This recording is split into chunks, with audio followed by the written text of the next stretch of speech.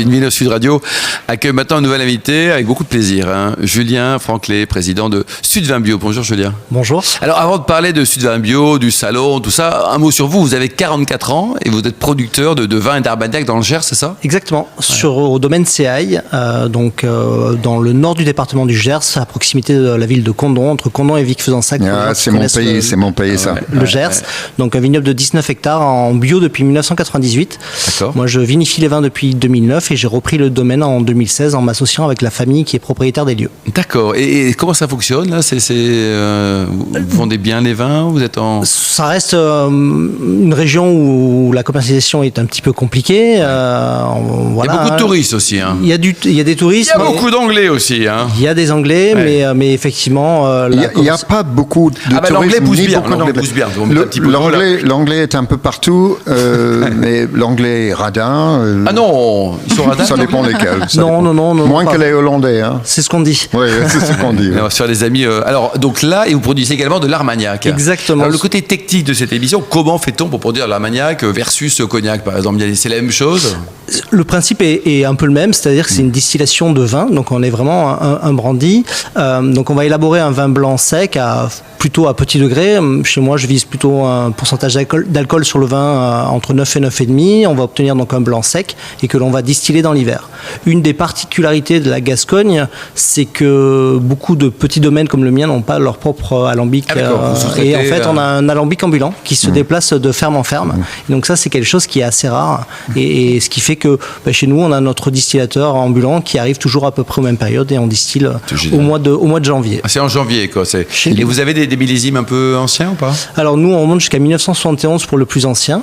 Et on est certifié bio sur tous nos millésimes d'Armagnac depuis 2002. Il y a eu historiquement une différence dans les procédures de distillation entre l'Armagnac et le cognac. Le cognac, obligatoirement, c'est la double distillation comme pour le Scotch whisky, avec un double alambic, enfin une double distillation successive. Tandis qu'en Armagnac, la règle, c'est pas une règle, mais la dominance, c'est une distillation continue, un alambic vertical. On peut utiliser l'un ou l'autre système, c'est autorisé. Alors le blague que les Armagnacais disaient pour qualifier les cognacais, ils disaient pourquoi vous distillez deux fois, c'est parce qu'ils loupent la première. Bon voilà, c'est mais le cépage est le même entre les deux régions en revanche. Non. Il y a un cépage commun, mais c'est l'uni-blanc qui est quasiment totalement dominante en cognac, or que c'est beaucoup plus diversifié en Armagnac. Il y en a 4 principalement. Ouais. Donc, et dans votre domaine, c'est que l'uni-blanc. L'uni-blanc, mais les 4 qu'on retrouve sur l'appellation, c'est uni-blanc, colombard, folle blanche et Bacco. Allez, on revient sur Sud Vin Bio. Donc, vous nous racontez un peu l'historique? Alors, Sud Vin Bio, donc, c'est une association à caractère interprofessionnel qui regroupe des vignerons et des metteurs en marché d'Occitanie. Donc, ça regroupe à peu près un peu plus de 1000 vignerons d'Occitanie qui travaillent en bio et une cinquantaine de metteurs en marché.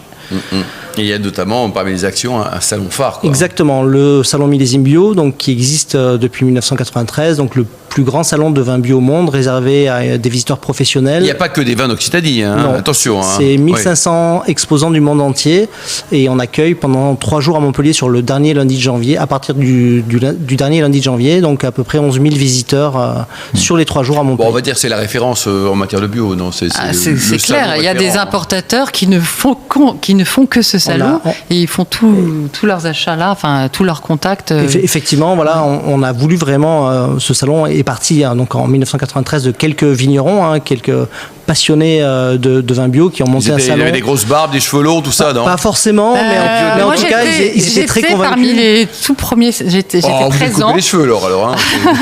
Peut-être pas en 93, mais la fin des années 90, début des années 2000. Et c'était pas d'ailleurs à Montpellier, c'était à Perpignan. Ça alternait. Et c'était en effet des gros pulls et des barbes. Hein. Ouais, c'est ça. C'est vraiment.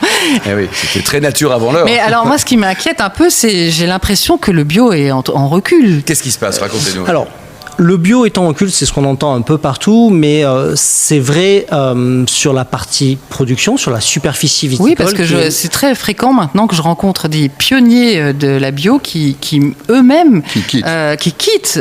Qui redeviennent conventionnels? Oui.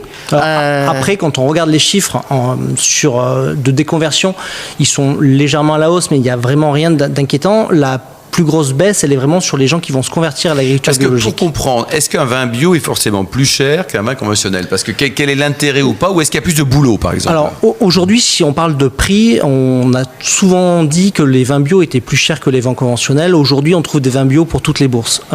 Chez moi, mon premier vin bio est à 7 € la bouteille. Oh, ça va. Hein. Donc, Oui, on ne peut pas dire que 7 € la bouteille pour un vin bio, c'est un vin cher. Donc ça, c'est quelque chose qu'aujourd'hui, il faut en être persuadé. On a des vins bio à toutes Bio n'est pas forcément cher. pour toutes les bourses. Voilà. Cela dit, il faut aussi dire que le travail pour faire un bio est plus important qu'un vin non bio.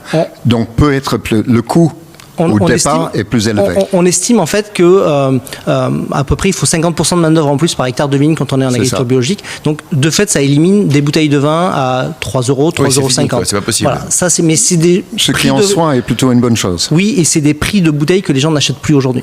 Alors? Et puis ça dépend des climats. Quand on est dans le Gers comme vous, faire de la culture bio, là il faut y climat croire. On n'est pas très loin de Lourdes. Hein. Moi, je me souviens avoir discuté avec des vignerons du Gers et ils me parlaient de stress hydrique. Et pour moi, le stress hydrique, c'était un manque d'eau, mais eux, c'était l'inverse, c'était trop d'eau. Je ne savais pas que le stress hydrique était dans les deux sens. Le climat changeant, on a en fait les deux problèmes. On peut avoir des excès d'eau sur certaines périodes de l'année, et puis une sécheresse. Si on prend cette année, on a eu beaucoup d'eau au printemps, donc une lutte contre le milieu de la vigne assez importante. Et on s'est retrouvé avec une sécheresse puisqu'il n'a pas plu du 13 juin au 19 août. Mais par exemple, dans le Gers, est-ce qu'il y a une grosse proportion de culture bio? Non, aujourd'hui, alors le Gers, c'est le premier département français en superficie agricole bio, mais ce n'est pas grâce à la viticulture. Oui, c'est ça. Il y a à peu près, on va dire, autour de 3-4% du vignoble qui est en bio. Et le prochain salon, donc Millésime Bio, ça va se dérouler quand? À Montpellier toujours. Ça sera le 26, 27 et 28 janvier 2026 à Montpellier, forcément. Donc du coup, toujours pareil. Alors il y a quelques petites nouveautés sur ce nouveau salon, puisque on se doit de faire vivre notre salon, de l'améliorer tout en gardant notre ADN. Et donc une des grande nouveauté cette année, ce sera un rapprochement des vignerons par grande région, puisque historiquement, en fait, il y avait tous les vignerons étaient mélangés. C'est une bonne chose pour le visiteur. Exactement. En fait, tous les ans, on fait des enquêtes de satisfaction auprès des exposants et des visiteurs, et ça fait quelques années que remontait cette demande, et donc on a décidé cette année de valider ça. C'est uniquement professionnel, c'est ça? C'est uniquement professionnel. C'est ça.